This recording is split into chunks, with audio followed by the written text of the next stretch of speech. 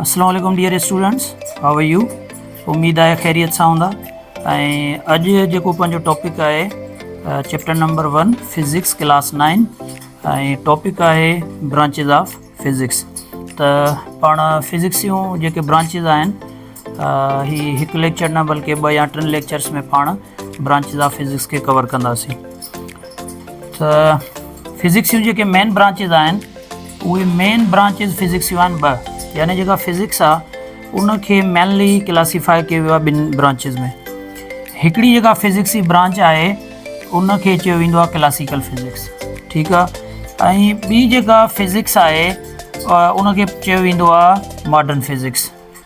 माना physics is classified into 2 main branches. हाणे जेका क्लासिकल फिज़िक्स आहे उहा फिज़िक्स कहिड़ी आहे?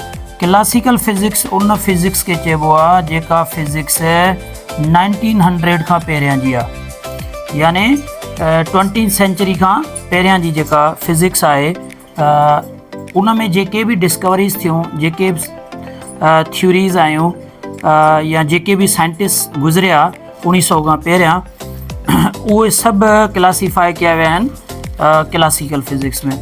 मिसाल तौरु ही जेका फिज़िक्स आहे इन में कहिड़ियूं कहिड़ियूं थ्योरीज़ आहिनि, जीअं जेके न्यूटन जा लॉज़ आहिनि इहे बि क्लासिकल फिज़िक्स में अचनि था। मोशन ते कमु थियो क्लासिकल फिज़िक्स में, इनर्शिया ते कमु थियो क्लासिकल फिज़िक्स में, ठीकु आहे। त इलेक्ट्रोमैग्नेटिज़म ते कमु थियो क्लासिकल फिज़िक्स में।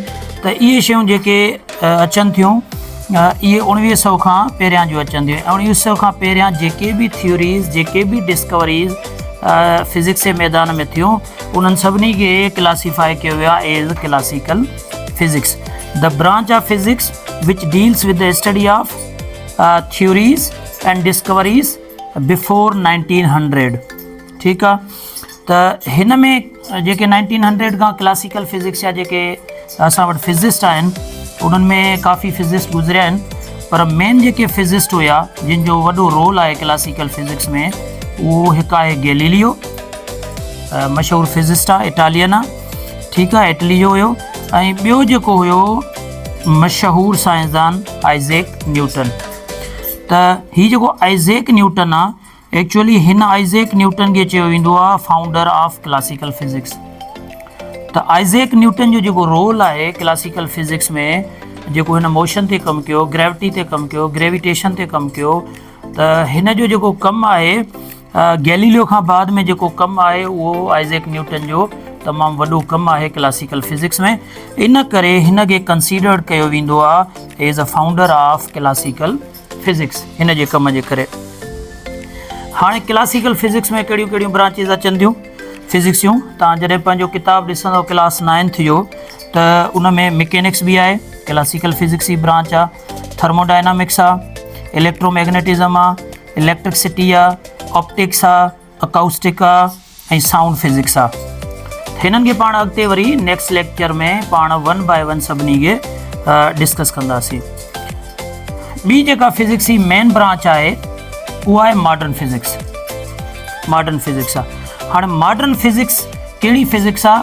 उहा फिज़िक्स जेका 1900 खां बाद जी आहे, यानी 1901 1902 मौजूदा दौर ताईं जेका बि फिज़िक्स आहे उनखे पाण चवंदा आहियूं मॉडर्न फिज़िक्स। ऐं हेॾे जेकॾहिं फिज़िक्स जी ॻाल्हि कयूं त 1898 1899 1900 ताईं जेके बि डिस्कवरीज़ हुयूं उते क्लासिकल फिज़िक्स ख़तमु थी। ऐं 1901 खां जेके बि डिस्कवरीज़ शुरू थियूं फिज़िक्स जे मैदान में या थ्योरीज़ आयूं फिज़िक्स जे मैदान में उन्हनि सभिनी खे कंसीडर कयो वेंदो आहे मॉडर्न फिज़िक्स।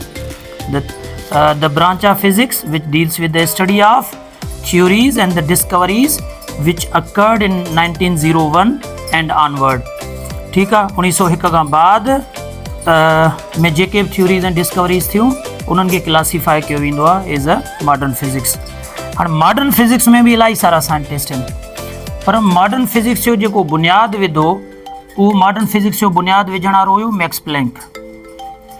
हिन क्वांटम मैकेनिक्स ते कमु कयो, क्वांटम फिज़िक्स ते कमु कयो, हिकिड़ो बुनियादु विधई। उन खां बाद में आयो आइंस्टाइन, ठीकु आहे। त आइंस्टाइन जेको आहे मॉडर्न फिज़िक्स में तमामु वॾो कमु कयो, जेको आहे थ्योरी ऑफ रिलेटिविटी ॾेई करे हिन हिकु बहितरीनु कमु कयो मॉडर्न फिज़िक्स जे अंदरि ऐं हिन जेका इक्वेशन ॾिनी मास एनर्जी इक्वेशन जंहिंखे चइबो आहे E=mc² ऐं थ्योरी ऑफ रिलेटिविटी हिन जा मेन जेके आहिनि कम हुआ आइंस्टाइन जा। इन करे जेको आइंस्टाइन आहे उनखे चयो वेंदो आहे फादर ऑफ मॉडर्न केमिस्ट्री या मॉडर्न फिज़िक्स मॉडर्न फिज़िक्स जो जेको फादर आहे या फाउंडर आहे उहो केरु आहे अल्बर्ट आइंस्टाइन आहे। हाणे मॉडर्न फिज़िक्स में कहिड़ियूं कहिड़ियूं जेके आहिनि सब ब्रांचिस अचनि थियूं, रिलेटिविटी आहे, क्वांटम फिज़िक्स आहे, पार्टिकल फिज़िक्स आहे, एटॉमिक फिज़िक्स आहे, न्यूक्लियर फिज़िक्स आहे, प्लाज़्मा फिज़िक्स आहे। इहे जेके आहिनि इहे मॉडर्न फिज़िक्स जे अम्ब्रेला में अचनि थियूं।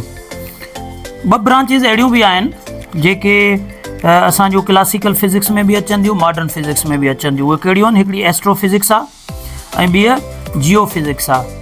इहे ॿ क्लासिकल फिज़िक्स में बि अचनि थियूं ऐं मॉडर्न फिज़िक्स में। एक्चुअली जेकॾहिं ओरिजिन ॾिठी वञे जीअं एटॉमिक फिज़िक्स आहे त इन शइ जी ओरिजिन बि एक्चुअली शुरूआति थी आहे क्लासिकल फिज़िक्स जे दौर में। माना हिन जी ओरिजिन जेका शुरूआति थी आहे उहा 1900 खां पहिरियां जी थी आहे। इन करे पाण हिन खे बि क्लासिकल फिज़िक्स जो हिसो चई सघूं था। जहिड़ी तरह एस्ट्रोफिज़िक्स आहे, एस्ट्रोफिज़िक्स जे जेकॾहिं ॾिठो वञे त हिन जो दौरु जेको अरिस्तो ऐं गैलीलियो जे दौर खां एस्ट्रोफिज़िक्स शुरू आहे, पर हिन वक़्तु भैया इन ते कमु थिए थो पियो एस्ट्रोफिज़िक्स ते। अहिड़ी तरह जियो फिज़िक्स ते मौजूदा दौर में बि कमु थिए थो। इन करे इन्हनि खे क्लासीफाई कयो वेंदो आहे दरमियान में त इहे जेके आहिनि क्लासिकल फिज़िक्स जो हिसो बि आहिनि, मॉडर्न फिज़िक्स जो हिसो बि आहिनि। छो त इन जी ओरिजिन जेका आहे उहा शुरू थी आहे 1900 खां पहिरियां। इन करे इहे ॿ ब्रांचिस जेके आहिनि उनखे क्लासिकल ऐं मॉडर्न जे विच ते रखियो वियो आहे, यानी ॿिन्ही में तसवुरु कयो वेंदो आहे।